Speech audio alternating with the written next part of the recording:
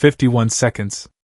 That is how long the silence lasted. 51 seconds of nothing but the hum of fluorescent lights, the faint scratch of a pen somewhere in the back row, and the slow, visible collapse of a man who had walked into that hearing room believing he was untouchable. 51 seconds during which Kash Patel sat perfectly still, his lips parted but producing no sound, his eyes locked on a single sheet of paper that had just been placed in front of him. If you have ever watched a person realize in real time that their career, their reputation, and possibly their freedom are evaporating, then you know exactly what 51 seconds of silence can do to a room. This is the story of how one leaked email turned a routine congressional hearing into the most devastating public interrogation of the decade, and how Kash Patel was reduced to a ghost of himself on live television. The hearing had been scheduled for weeks. On paper, it was supposed to be a standard oversight session. Members of the committee would ask questions about agency protocols, budgetary allocations, and operational timelines. Kash Patel had prepared for exactly that. His legal team had spent days running mock sessions, anticipating every possible line of questioning, building walls of plausible deniability around every sensitive topic. He arrived that morning in a dark suit, a perfectly knotted tie, and the kind of calm expression that comes from believing you have already won the chess match before the first piece is moved. He took his seat behind the microphone, adjusted his water glass, and opened his prepared binder to the first tabbed section. Everything was going according to plan. The first 90 minutes of the hearing were unremarkable. Committee members from both sides asked predictable questions. Kash Patel answered with rehearsed precision. He cited operational guidelines. He referenced internal review processes. He deflected difficult questions with the kind of bureaucratic language designed to fill time without actually saying anything. Twice he used the phrase, "as a matter of ongoing protocol," to avoid giving direct answers. He was comfortable. He was controlled. He believed the hardest part of the day was already behind him. He was wrong. Lieu had been sitting quietly in his chair for the entire session. He had not asked a single question during the first round. He had not interrupted. He had not even looked up from his notes, for long stretches of time. To anyone watching casually, he appeared almost disinterested.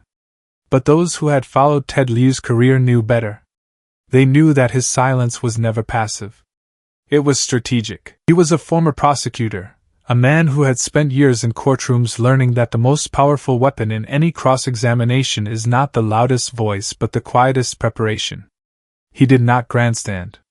He built cases the way an engineer builds bridges, one load-bearing fact at a time, until the structure was so heavy that nothing underneath it could survive.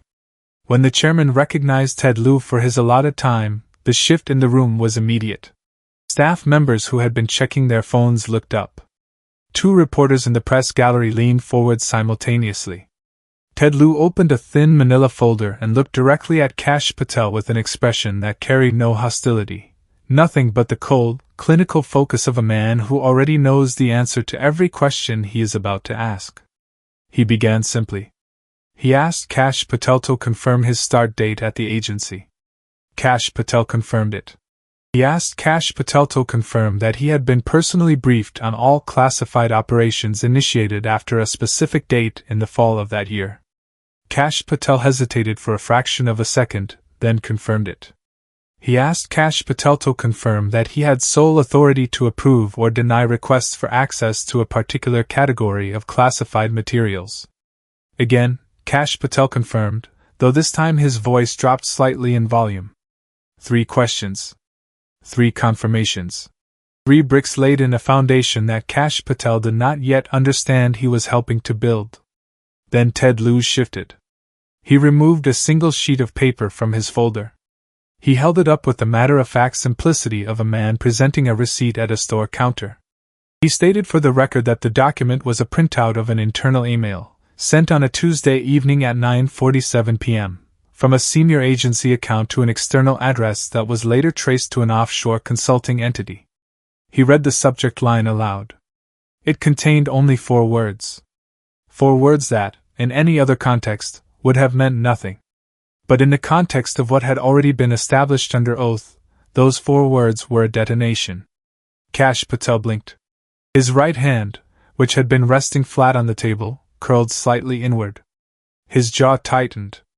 For the first time in over 90 minutes, he did not immediately reach for his water glass or glance down at his binder. He simply stared at Ted Lieu, and in that stare was the unmistakable recognition of a man who has just been shown a card he did not know was in the deck. Ted Lieu moved forward with surgical precision. He noted that the email had been sent from a device registered to the agency's internal network.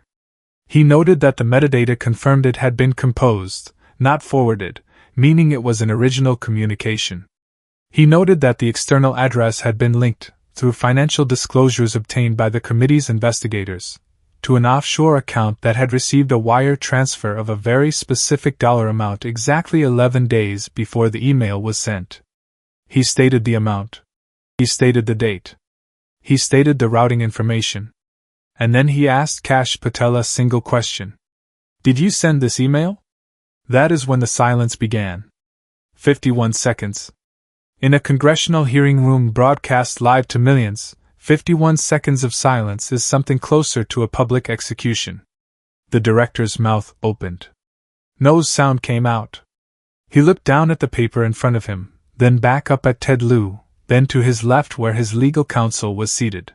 His counsel leaned forward and whispered something, but Kash Patel did not respond. He simply sat there, his face draining of color in a way that was visible even under the harsh committee room lighting. A photographer in the gallery captured the exact moment. The image would later be described as one of the most striking political photographs of the year. In it, the director's skin appears almost translucent, his eyes wide but unfocused, his posture rigid in the way that a body becomes rigid when the mind behind it has temporarily stopped functioning. The chairman eventually intervened, reminding Kash Patel that the question was pending. Kash Patel cleared his throat. He took a sip of water. His hand trembled slightly as he lifted the glass, enough for the microphone to pick up a faint clink of glass against his front teeth. He set the glass down and said 5 words. "I do not recall that." 5 words that, in the context of everything that had just been established, were not an answer. They were a surrender. Because Ted Lieu had not asked whether Kash Patel recalled the email. He had asked whether Kash Patel sent it. And the metadata, the timestamps, and the device registration had already answered that question for him. Ted Lieu did not react. He simply made a note on his pad and moved to his next question, and this is where the interrogation shifted from devastating to annihilating. The committee's investigation had obtained, through lawful subpoena, a series of deleted files from a backup server that the agency's IT department had failed to purge. These files included internal memoranda, scheduling logs, and a draft version of a classified briefing document that had been altered before its final submission to the Oversight Committee. The alterations were not minor. Entire paragraphs had been removed. Dates had been changed. A key finding that directly contradicted the agency's public testimony from 6 months earlier had been deleted entirely. Ted Lieu laid out the timeline. He started with the original draft, created on a Monday morning. He moved to the first revision, made that same afternoon, in which 2 paragraphs were removed and a concluding section was softened.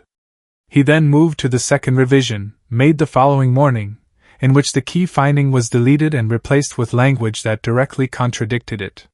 He noted that the second revision was made from the same device that had sent the email to the offshore address.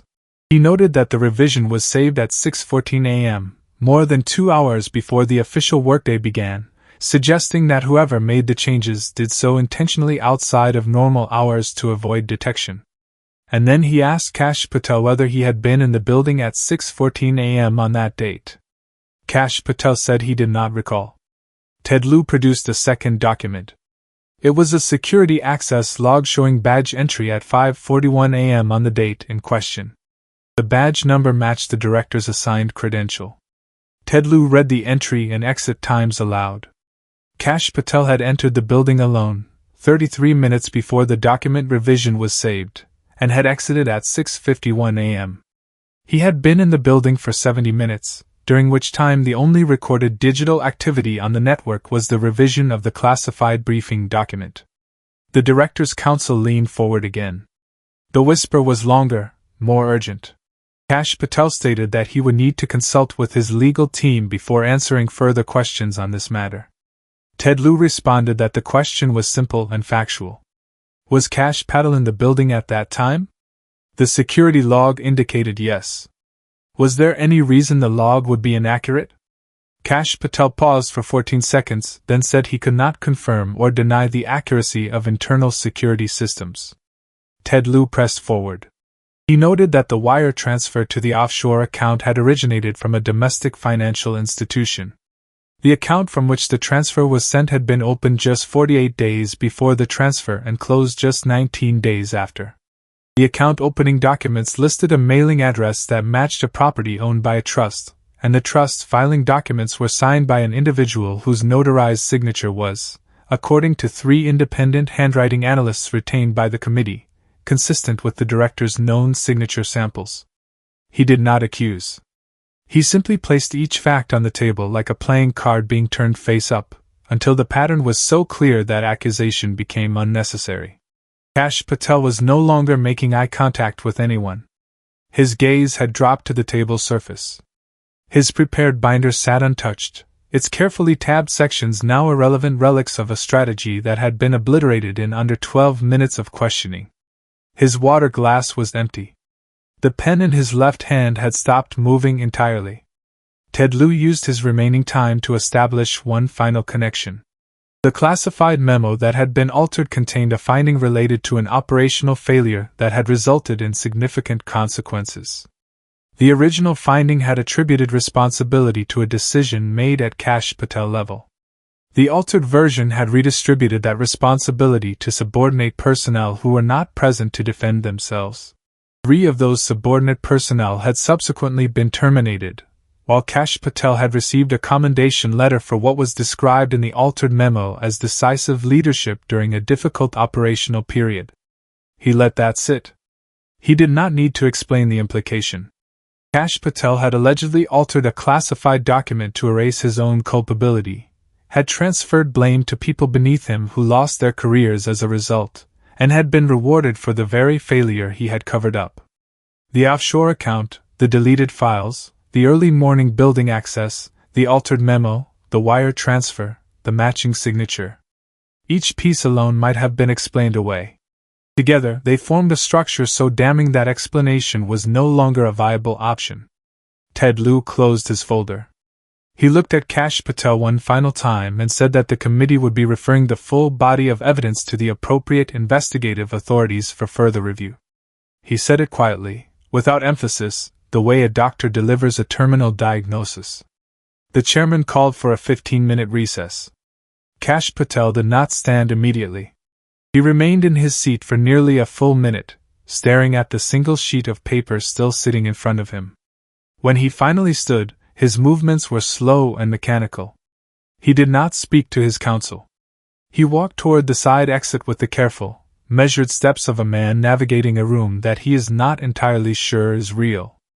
Outside the hearing room, the hallway erupted. Reporters shouted questions that went unanswered. Camera flashes made the director's pale face appear even more ghostly. The footage of those 51 seconds was already being clipped and broadcast on every major network. Within an hour, it would have millions of views. But the numbers do not capture what truly happened in that room. What happened was the systematic, methodical, and irreversible dismantling of a man's constructed identity. Kash Patel had built his career on the appearance of competence, loyalty, and control. And in 12 minutes of questioning, all of it was exposed as architecture without a foundation. The emails existed. The files existed. The logs existed. The money trail existed. And no amount of rehearsed testimony, no binder full of prepared answers, no team of lawyers whispering urgent advice could make any of it disappear. This is what accountability looks like when it is pursued with precision rather than passion. It does not arrive with shouting or theatrical gestures. It arrives with documents. It arrives with timestamps. It arrives with badge logs and metadata and financial records that do not care about political alliances or institutional loyalty. And it leaves behind silence. 51 seconds of silence that contained within them the sound of a career ending, a cover-up collapsing, and a system being forced to confront the difference between the story it tells about itself and the truth that its own records reveal. The question now is not what will happen to the director.